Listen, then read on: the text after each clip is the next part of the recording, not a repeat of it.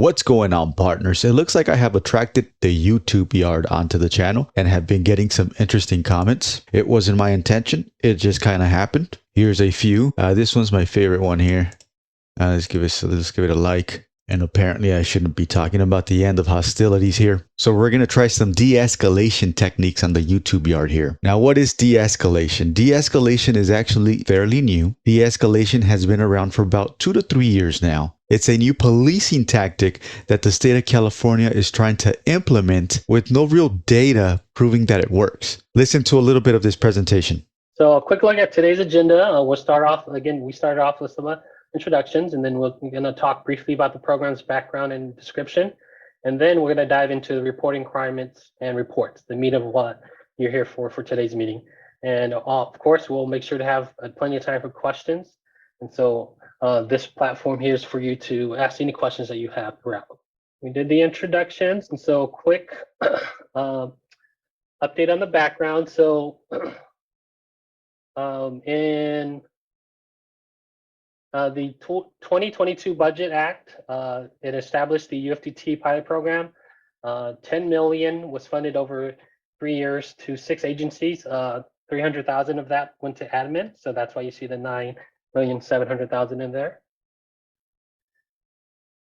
For the project description, the funding may be used for use of force and de-escalation training approved by the Commission on Peace Officer Standards and Training, that's POST.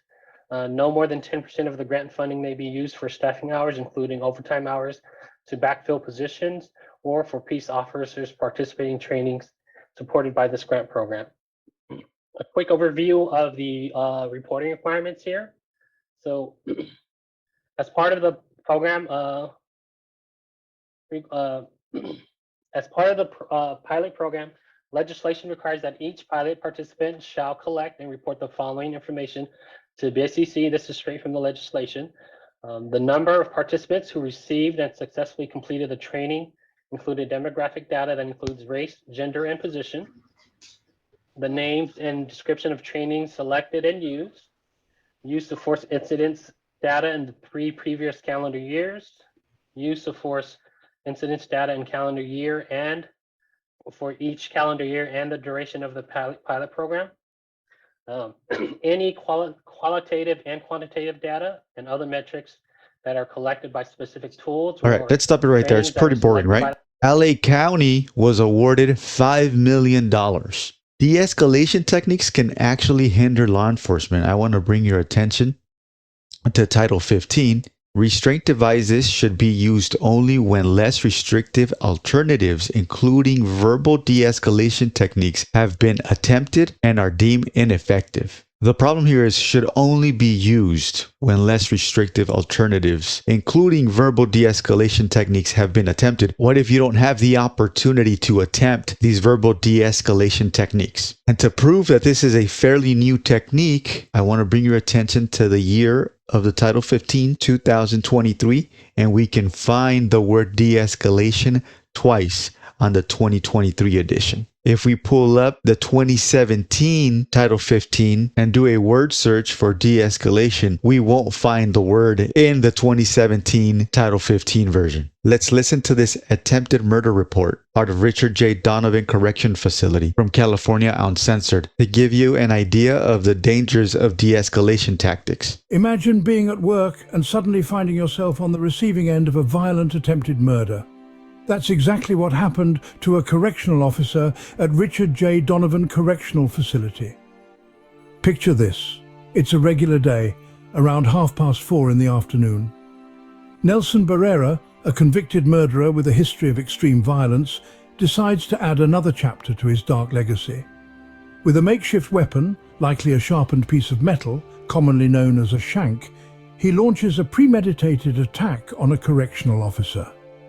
The officer, in the middle of his shift, suddenly finds himself in the fight of his life. Barrera strikes twice, aiming for the kill.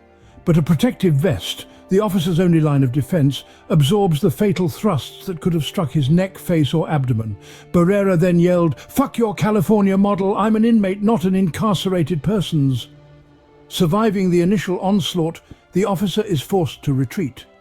He doesn't subdue Barrera, not because he can't, but because the current policies have tied his hands. These rules, designed to protect, have instead put him in harm's way, limiting his ability to use force against even the most dangerous inmates. But the horror doesn't end there. Barrera, emboldened by his successful attack, retreats to his cell. The prison staff, bound by policy changes that prioritize de-escalation over decisive action, are forced into a standoff. They have to exhaust all verbal negotiations before they can use force, giving Barrera ample time to fortify his position. Ignoring multiple orders to surrender his weapon, Barrera chooses defiance over submission. In a chilling display of audacity, he punches a security window, self-mutilating and manipulating staff into a crisis intervention response to further delay disciplinary action. And how are our officers expected to keep order and maintain their own safety in the face of such danger? In the chaotic moments following the attack, the prison staff found themselves handcuffed by the very policies meant to protect them. The aftermath of the assault brought to light a disturbing reality. The system, in its pursuit of a softer approach towards inmates, had inadvertently created a scenario where the guardians of law and order were left vulnerable. As the staff scrambled to secure Barrera, they encountered a series of challenges, each one a stark reminder of how the scales had tipped in favor of the inmates. The California Department of Corrections and Rehabilitation, or CDCR, had recently introduced policy changes that emphasized de-escalation over decisive action. These policy changes dictated that all verbal negotiations had to be exhausted before any force could be used. This approach, although noble in its intent, proved detrimental in practice. It gave Barrera ample time to fortify his position in his cell. The officers, bound by these policy restraints, were left in a precarious situation, unable to act swiftly and decisively.